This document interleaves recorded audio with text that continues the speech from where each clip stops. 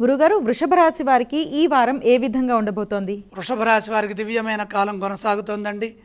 5 గ్రహాలు యోగిస్తున్నాయి. జన్మచంద్రుడు, ద్వితీయ బుధుడు, తృతీయ శుక్రుడు, ఏకాదశ శని, రాజ్య రాహువు. అత్యుత్తమమైన కాలము, అద్భుతమైన శుభకాలం కొనసాగుతుంది. ప్రారంభించిన పనులు త్వరగా పూర్తవుతాయి. విజయావకాశాలు మెండుగా ఉన్నాయి. వ్యాపారంలో కలిసొస్తుంది. సృజనాత్మకతతో ముందుకు సాగి వ్యాపారపరమైన అభివృద్ధిని సొంతం చేసుకోండి. ధన ధాన్యాది లాభాలు వ్యాపారంలో కలుగుతాయి. ధనయోగం అనుకూలంగా ఉన్నది.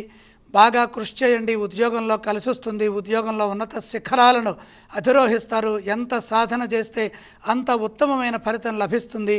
ప్రతి విషయాన్ని లోతుగా ఆలోచించి సమయానుకూలంగా ముందుకు సాగండి. మనకు అవసరమైన పనుల్లోనే మనం ప్రవేశించాలి. అనవసరమైన విషయాల్ని త్యజించాలి. ఆత్మవిశ్వాసంతో నిర్ణయాలు తీసుకొని పనిచేయడం ద్వారా బంగారు భవిష్యత్తుకు బాటలు వేస్తారు. మనోబలం మెండుగా ఉంటుంది. గతంలో కాని పనులు ఇప్పుడు పూర్తవుతాయి. శాంత చిత్తంతో పనిచేయడం ద్వారా మిత్రబలం పెరుగుతుంది. శత్రుదోషం తొలగుతుంది. ఆత్మవిశ్వాసం పెరుగుతుంది. పరిస్థితులు సానుకూలంగా ఉన్నాయి.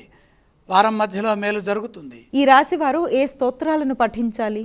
వృషభ రాశి వారు లక్ష్మీ ధ్యానం చేయడం ద్వారా విజయం త్వరగా సిద్ధిస్తుంది. ఈ రాశి వారు ఏ ఆలయాలను సందర్శిస్తే శుభ ఫలితాలు కలుగుతాయి? లక్ష్మీ దర్శనం మేలు చేస్తుంది. ఈ రాశి వారు ఏ దానాలు చేస్తే మంచిదంటారు?